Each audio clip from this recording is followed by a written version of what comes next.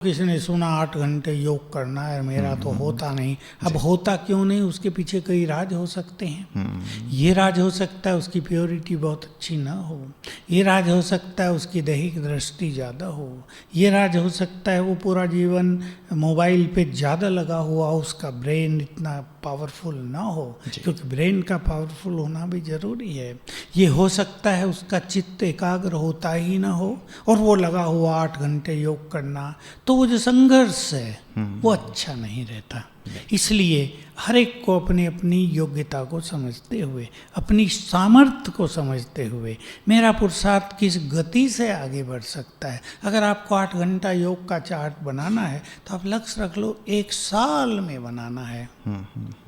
मुझे रोज 1 मिनट बढ़ा देना है। देखो 1 मिनट ही काफ़ी हो जाएगा, फिर धीरे धीरे वो बढ़ता जाएगा और योग अच्छा हो जाएगा। इसलिए इसमें बहुत समझदारी की ज़रूरत पड़ती है। जी जी जी, मतलब धीरे धीरे इसमें उन्नति की ओर आगे बढ़ते चलें। बाबा ने कहा है कि इस अलौकिक जन्म का धर्म अर्थात धारणा ही है मौज में रहना, परंतु वर्तमान समय यदि शारीरिक, पारिवारिक या आर्थिक स्थिति से यदि हम मजबूत नहीं हैं तो कितनी भी कोशिश करें ज्ञान के आधार से भी हम चिंता मुक्त नहीं बन पाते।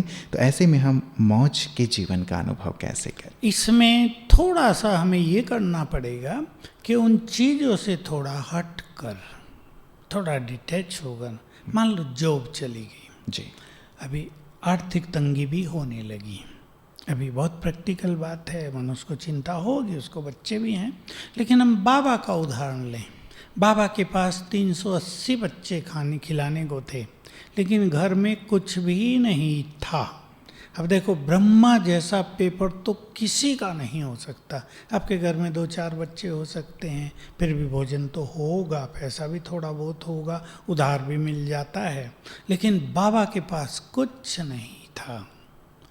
कैसे उन्होंने शिव बाबा के भरोसे अचल अडोल रहकर उस लंबे समय को पार किया धैर्यता से। वो कोई 1-2 दिन की बात नहीं थी, अच्छा लंबा समय गुजरा था।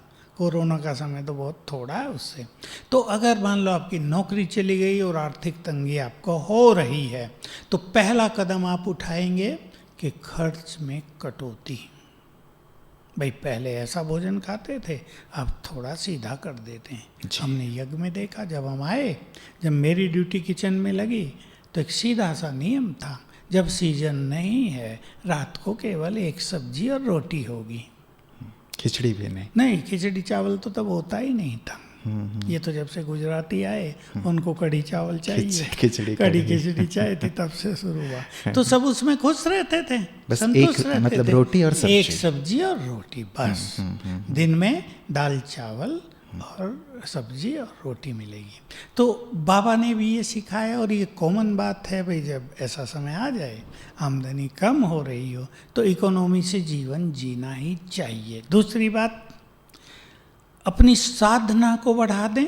चलो वो कमाई नहीं हो रही है, अलौकिक कमाई कर लेते हैं। थोड़ा सा प्लानिंग करें स्त्री पुरुष दोनों, और अपने घर के वातावरण को बहुत अच्छा बनाएं। तो स्थिति श्रेष्ठ होने से, योग बल बढ़ने से ये सब चीज़ें सहज ही ठीक हो जाएंगी। तो ये 2 चीज़ें हर एक को अपनानी चाहिए। लेकिन अगर इन्हें छोड़कर चिंता करने लगे, बेकार है, अब उसके तेल के तो पैसे नहीं हैं, बड़ी परेशानी हो गई, लेकिन उस टाइम कार पहले भी तो नहीं थी, छोड़ देना चाहिए।